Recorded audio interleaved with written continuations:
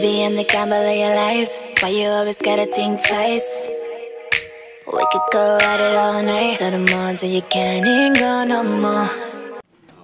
Mike, one of the, at least on the broadcasts of the 49ers games, they love to go to Jimmy Garoppolo's effectiveness off play action, you know, completion percentage and yards. I mean, I understand play action generally is a good thing for offenses, but do they do it differently? Is it all kind of just the same and up to how you guys defend? No, I mean they're really good at it. I mean I think I mean that's a commitment, that offensive system. That you know, if you don't feel comfortable, you know, just to drop back pass on early downs. There are a bunch of offenses now that have gone to primarily play pass, and it's, you know, the good offenses and the Niners are one of the best at marrying up their runs to their play passes, where there's some other teams where they'll fake a run that doesn't exist, whereas I think they do a really good job each week of these are our runs and these are the passes off of it. And I think their offense is all about fooling your eyes, and I think that's why they operate at such a high level. You have to be so disciplined with, you know, what's my key, what am I looking at, and all the other stuff that's flying around your key. You got to make sure you stay locked in on it. Mike, you had mentioned a couple weeks ago getting the communication right in December and that being part of the resurgence. From a coach's perspective, how much did it mean to see the players kind of put the onus on them when they got back from San Francisco? Well, because I told them to. No. You helped. That's a big part. I think that's a big part of the growth of the growth of the room. Is now certainly it was. We were all accountable. I certainly didn't coach well enough at times, and you know, the assistants. We all agreed when we talked about it. You know, something that we needed. There were assumptions that we had made that we thought the guys had down, and same with communicating to each other. And it was we just reached a point where we're like, you know what, we're not gonna make any assumptions.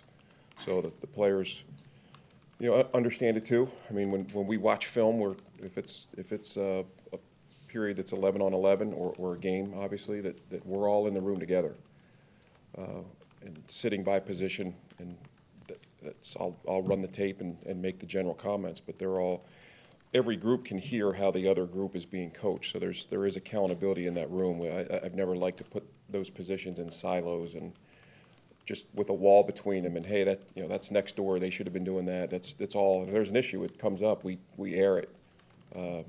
So I think that's the only way to do it, and you know, I think it helps the players too when they understand that everybody's being held at the same standard. The scores per game, you know, just game by game since then have been markedly better. But when you look at the actual process and the product on the field, has that really worked as much as the outcomes have indicated? Have you seen the communication been markedly better? Oh, for sure, it's been better. I wouldn't say that there's a direct correlation. That there's certainly, it's not like we just flipped a switch and all of a sudden we went from 50% to 100. I mean, there's definitely room for improvement, and that's stuff we work on every day.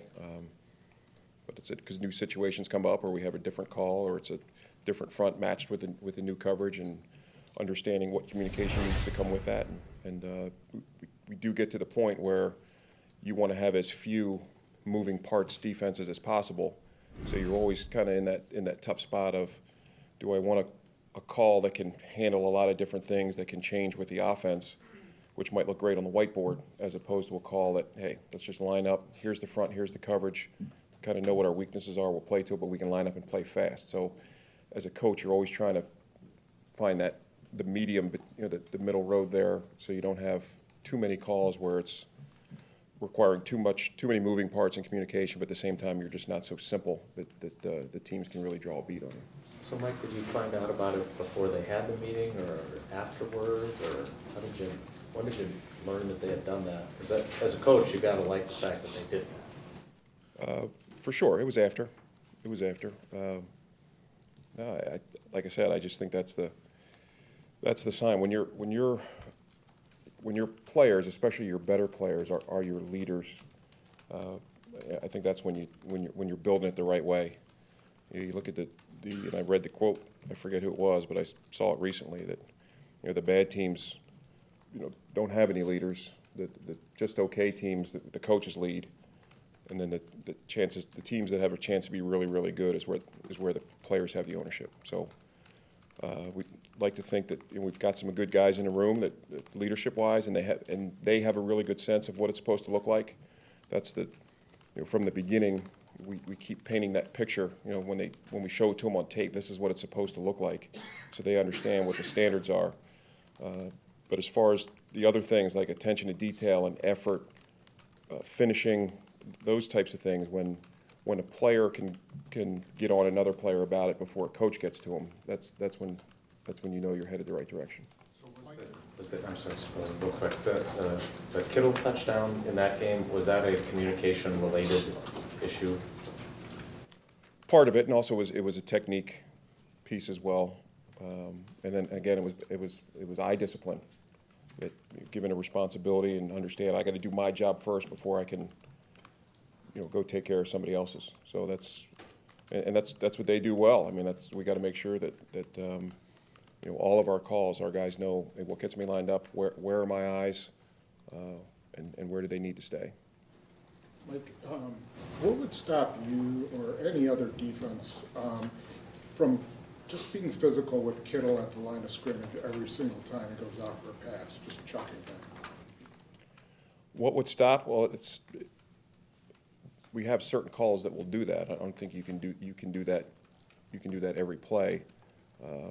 Especially because usually you might have issues against the run or gap issues, but certainly in passing situations, there are certain players that you don't, we use the term free access, that you don't want to give free access to your secondary, so you want to have a plan for somebody in front of them, or whether it's somebody playing a man with help on top. There are a variety of ways to do it that we certainly have in the inventory, but he is one for sure that you don't want to just give him free access all the time. Now, they do a good job of moving him around where you can't get hands on him, and that's one of the things of their system that makes it difficult is just the amount of pre-snap motion, where it's hard when a guy is motioning or he ends up stacked behind somebody that you can't get your hands on.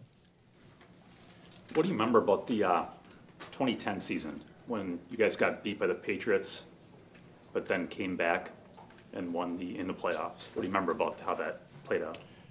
Yeah, that was I think it was on a Friday practice. Jim Leonard broke his leg in practice, and it was just tough way to end the week, to see one of your leaders go down like that. And we were zombies heading up to New England, and I forget what the score was, but it was a lot to a little. But I just remember when we got to the playoffs, that we were.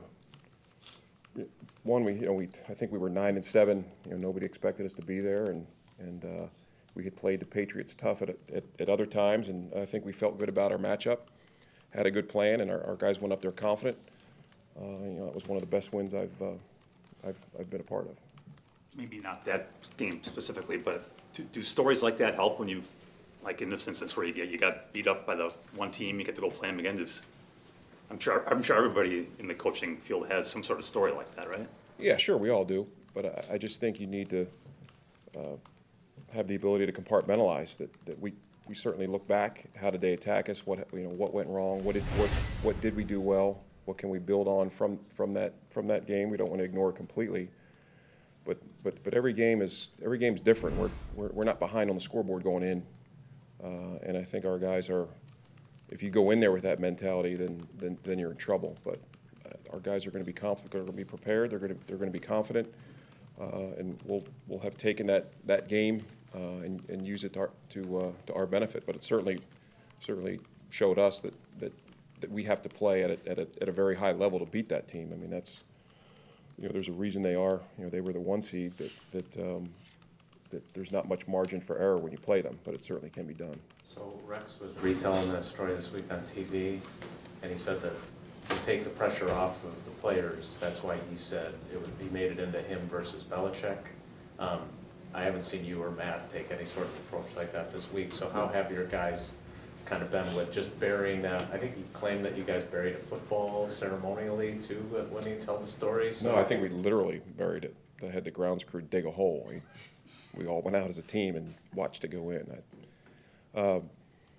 Yeah, I think it's just important that you have, as we talk about all the time, week to week, that you just have the ability to flush it, to put that behind you, whether it's a win or whether it's a loss, that you can't, if you're in their shoes and you hear Kyle, he's saying all the right things, that game means nothing at this point, that anybody that thinks that you can apply that result and it has an effect here, you're not looking at it the right way. So, yeah, I think it's important for our guys, but they know. I mean, this is football. It was weeks ago that we know we have to play better, and we know that's a tough environment, and we've been through it. We're not going to be surprised by the environment. We've been there, but we also know that to beat this team, that's loaded both sides of the ball, that we're going to have to play our best game. Mike, but there were 20 minutes first half where you played them pretty well defensively. Do you learn something from that? I mean, is that something you build on, or you throw that away too? No, I mean, I think in that game you look at it both. Here's what we did well, but at the same time they're looking at the film too. I mean, I know, Kyle, that they're going to look at that, and that's part of the chess game. So there are some plays that we can certainly build on, or gives us some confidence. But at the same time, we put on a bunch of plays too that we got to get some stuff cleaned up, or we're going to get the same result. Hey, Mike, back to play action. The analytics say supposedly that play action works about the same regardless of how well a team runs the ball. Is that true? Have you found that to be the case? Well, I think part of it is understanding that when you're faking a run, I mean, you still have to honor it. Just because a team might not be an elite running team, that you don't have to honor the run fake. And the other part of it too is the protection piece. Usually you're looking at 2- and 3-man routes that come along with play action, as opposed to spreading the field and everybody knows it's pass. I just think it's effective because it's hard. You're not getting the one-on-one matchups in the pass rush. It slows the rushers down. They don't have that open edge against a lineman that's already in a 2-point stance that they know it's going to be a pass. So there's a reason so many teams have gone to it. And I understand that the analytics behind it, but I mean that's the reason it's been so successful. I mean, I think most of the league now is probably a higher percentage of play pass on early down, especially first down, than they were maybe 5-10 years ago. So does it matter much if the 49ers run the ball so well as far as for the passing game? Well, I just think it gets you. What it does for them is it gets the defense on their heels. It gives them more. If you're not getting them behind the sticks, I think that's in trouble. You generate fewer third downs when teams are running well. I mean, we've had some success on third down, but if you're not getting a third down, if you only have 8 or 9 third downs a game, that's not good enough. You got to be, they're running the ball well. It certainly has an effect, and I think from a player standpoint, if I'm a linebacker and I know a team's been hurting us in the run, I'm probably going to react a little faster and a little harder to a run fake than maybe against a team that is not that good running the football. With all that motion and stuff, how do you, as a defensive guy, how do you weed out all that stuff and just focus on what you need to focus on?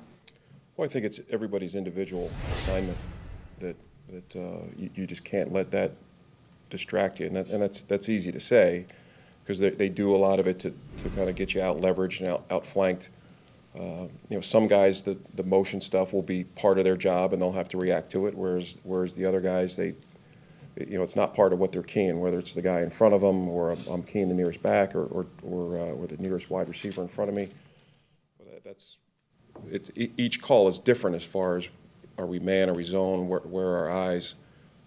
But I just think that's been the theme all week for us. And I think the NFL has really evolved to where offenses, you see a lot less downhill runs where, hey, here they line up and you kind of have a sense where they're going and that's where they go. Where kind of the trickle-up effect from college football with the fly sweep and a lot of that motion that's made its way to the NFL. You know, it's where you're seeing most. You know, every team has some element of it. Hey, Mike, you know, a couple of years ago at this time you weren't coaching. Then last year you got back into it and it was good. But you know, this year you add some really good pieces and your defense has been really good for most of the year. What has this year been like for you? You're one more win away from a Super Bowl. Yeah, ask me that when it's over. I mean, we're still in the thick of it. Just really don't have time to reflect. But any coach in the NFL, you're coaching a meaningful game in the middle of January.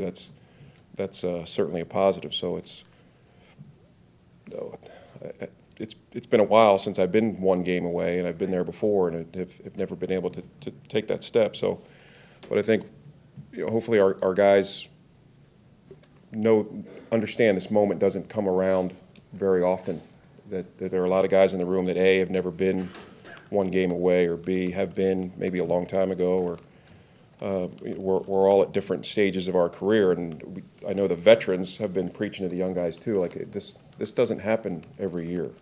So the opportunity's here, let's leave no stone unturned, let's not waste it.